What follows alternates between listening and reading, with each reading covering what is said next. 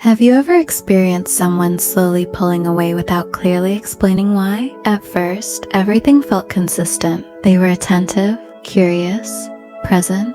The energy felt mutual. Then something shifted, not dramatically, not loudly, just gradually. The replies became shorter. The enthusiasm faded. The effort changed. And the most confusing part is that nothing obvious happened. No argument, no betrayal, no clear turning point, just distance. When this happens, most people immediately turn inward. You replay conversations in your head. You analyze your tone. You wonder if you said too much or not enough. If you showed too much interest. If you weren't interesting enough. But here's the truth, most people don't hear. When someone suddenly loses interest, it's rarely sudden, and it's rarely about one small mistake. It's psychological. In the early stages of connection, the brain releases dopamine. Dopamine isn't just about pleasure, it's about anticipation. It spikes when something new and potentially rewarding appears in your life. New conversations, new attention, new possibility. Uncertainty fuels dopamine. Not knowing how someone feels yet creates tension, and that tension creates intensity. That intensity feels like chemistry. But dopamine is strongest when something is unpredictable. Once the outcome becomes more certain, once you know they like you, once routines form, once communication becomes consistent, the dopamine spike naturally decreases. For some people, that shift from intense excitement to steady calm feels safe. For others, it feels like something is missing. They mistake the fading of novelty for the fading of attraction. And sometimes what they're actually missing isn't the person, it's the high. There's a big difference between connection and stimulation. Connection is steady. It grows over time. It requires vulnerability and consistency.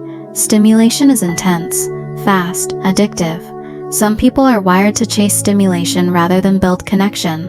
When the stimulation fades, they assume the spark is gone. Another important layer is attachment style. People with avoidant attachment often struggle when closeness increases. In the beginning, everything feels light and undefined. There's emotional distance built into uncertainty. Expectations are low. For someone who fears deep intimacy, that stage feels manageable. But as emotional closeness grows, as vulnerability increases, as commitment becomes implied, their nervous system can interpret intimacy as pressure. They might start feeling restless, irritated, doubtful. They may suddenly question compatibility. They may convince themselves something feels off. But often what's happening underneath is discomfort with emotional depth. Pulling away restores control. From the outside, it looks like lost interest. From the inside, it feels like protection. There's also projection. In the beginning, we often fall for potential, the idea of who someone could be. We imagine shared futures. We fill in gaps with our own expectations. Over time, reality replaces imagination. When the imagined version of someone doesn't fully align with the real version, attraction can shift, not because the person changed, but because clarity arrived. Another uncomfortable truth is this: sometimes people don't lose interest in you, they lose interest in effort. In the beginning, effort feels easy because excitement carries it. Late night conversations feel natural, long messages feel effortless. But when a relationship transitions from excitement to consistency, effort becomes intentional. Consistency requires maturity. Vulnerability requires emotional capacity. Not everyone is prepared for that. Some people love beginnings, but struggle with maintenance. They love the chase, but not the building. And when connection starts requiring depth, instead of just excitement, they disengage. There's also fear. When someone realizes they truly care, fear can surface. Fear of vulnerability, fear of rejection, fear of losing control. Closeness means risk. For someone who equates vulnerability with danger, pulling away feels safer than leaning in. The most painful part of sudden withdrawal is uncertainty. The brain hates ambiguity. When there's no explanation, your mind creates one. Maybe I wasn't attractive enough. Maybe I was too emotional. Maybe I wasn't interesting enough.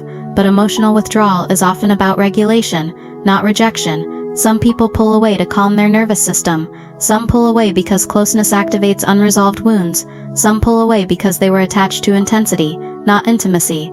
Understanding this doesn't remove disappointment, but it removes confusion. And confusion is what makes you question your worth. Instead of asking, why wasn't I enough? Try asking, was this person capable of sustained connection? That question protects your self-worth. Because self-worth built on someone else's consistency is fragile. Self-worth built on clarity is stable. If someone pulled away from you, it doesn't automatically mean you were too much. It may mean they were overwhelmed. It may mean they were chasing novelty. It may mean they weren't emotionally available. The right connection won't require you to shrink yourself. It won't require you to become less expressive or less invested to keep someone interested. It will feel steady. Calm won't scare them. Consistency won't bore them. And depth won't overwhelm them. Once you stop personalizing someone else's withdrawal, you stop rewriting yourself to maintain their attention, and that shift changes everything. If this resonated with you, subscribe. In the next video, we're breaking down a psychological pattern that silently sabotages relationships before they even begin, and most people don't realize they're repeating it. Bye.